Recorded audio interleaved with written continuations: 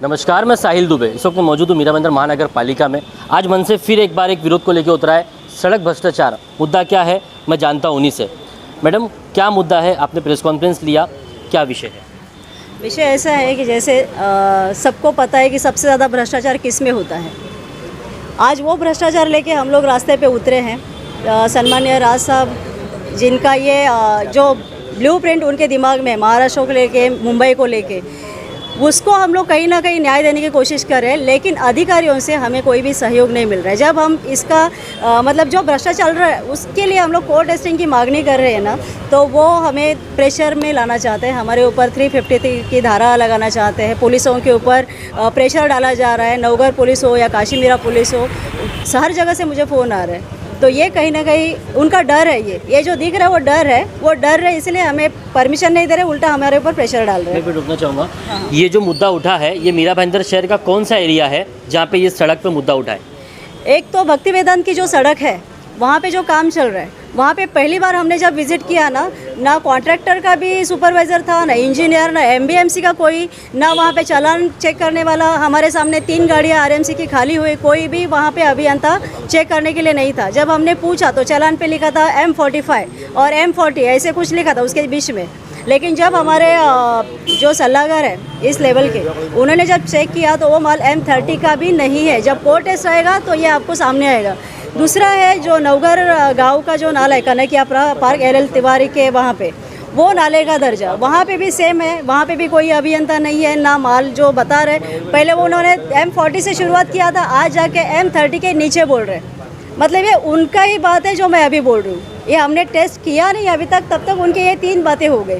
तो इसीलिए हम इनका, और जो प्लेजेंट पार्क का जो रास्ता बन रहा है वहाँ पे जो ऊपर का डांबर का लेयर निकाला, उसको दूसरी जगह पे फेंकना चाहिए। वो वहीं पे डाल के डांबर पे ही कॉन्क्रीटीकरण हो गया। उसके हर रोज़ के अपने पास वीडियोज़ और फोटोज़ है। तो इसके लिए हम लोग उसका कोर्ट टेस्ट मांग रहे हैं 3 जगह का, लेकिन वो परमिशन नहीं दे रहे। इसके चलते आपने बताया कि आपके ऊपर भी कोई केस के लिए लोग वो कर रहे हैं। हाँ, मतलब ये मनसे के ऊपर दबाव डालने की कोशिश कर रहे हैं। मैंने महिला दिन के दिन मैंने वाकोड़े साहब से मीटिंग किया था और उसी टाइम पे उनको बोला था कि अगर आप ये काम नहीं रोकेंगे तो मनसे ये काम रोक के दिखाएगी। और उस टाइम पे मैंने ये बोला था कि आज के दिन वाकोड़े साहब एक महिला से डर गए। और सच बात ये निकली कि 2 दिन के बाद वाकोड़े साहब और पूरी टीम मेरे अगेंस्ट वहाँ पे पहुँची 353 के लिए। इस विषय में भी अपने आयुक्त को कोई लेटर दिया है? मैंने विजय राठौड़ साहब थे, उनको दिया था। अभी ढोले साहब अभी नए हैं, तो आज हमारे राज्य कार्याध्यक्ष हैं, वो आज पहली बार हमें मिले हैं। तो आगे देखते हैं अभी ये कितना सहयोग करते हैं हमें। बिल्कुल, ये है जो मुंबई के कार्याध्यक्ष, हम उनसे बात करेंगे। दादा, क्या कहोगे आप इस पर?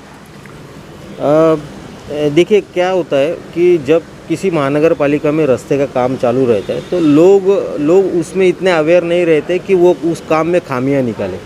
लेकिन महाराष्ट्र नवनिर्माण सेना में रास्ते अस्थापना करके एक विभाग ऐसा बनाया है कि जो रास्ते के काम पे ध्यान रखे।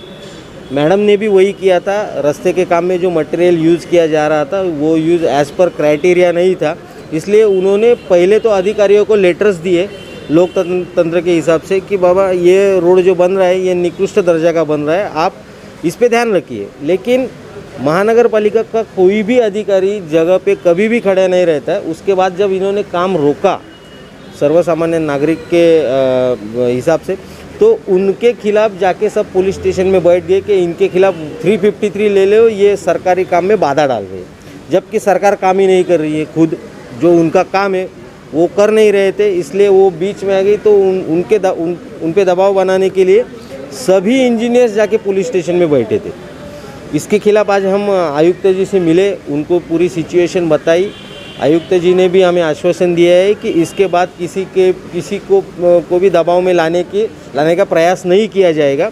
और आपकी जो मांग है कोर्ट टेस्ट की, जो हमने उनके पास की थी, वो भी हम पूरे कर देंगे। एक तरीके से मतलब कहने का मतलब आपको कमिश्नर से आश्वासन मिल चुका है इस विषय के ऊपर। हम बात करें, क्या कहेंगे आप इस विषय पर? नहीं, इस विषय पे ऐसा कहा, मेरा भाईंदर में तो सब जगह ऐसे ही चल रहा है कि ना कोई टेंडर का कोई पहले निकलता नहीं है और पहले ही टेंडर पर और ये लोग काम चालू कर देते हैं। और इसके लिए ये सब चीज़ बाहर निकालने के लिए लोग ये कॉपी दे नहीं रहे थे। और जो टेस्टिंग का है तो बहुत पुराना, अभी ये जो आरएमसी प्लांट है ये अपने अधिकारी लोग का, किसी के भाई है, किसी के भाई का बहन है, ऐसे सब चल रहे हैं। इसके लिए लोग ये प्लान हमको रिपोर्ट देना चाहते नहीं है। आज आयुक्त साहब ने बोला है कि नहीं, हमको अब तुरंत ही आपको जल्दी इसके लिए रिपोर्ट देंगे करके। मैम मेरा एक सवाल रहेगा, अगर ये आश्वासन खोखले साबित हुए तो मनसे का क्या स्टेप रहेगा अगला?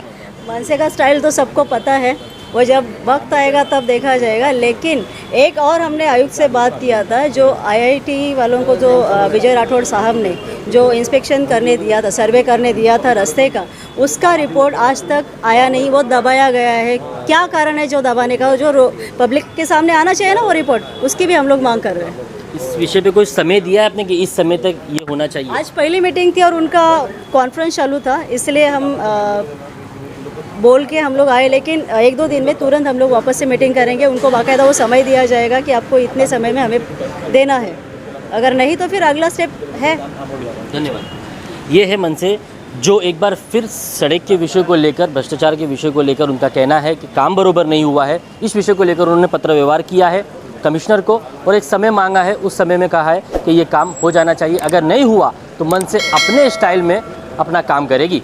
HD News Glamour Times, Mira Bhayandar.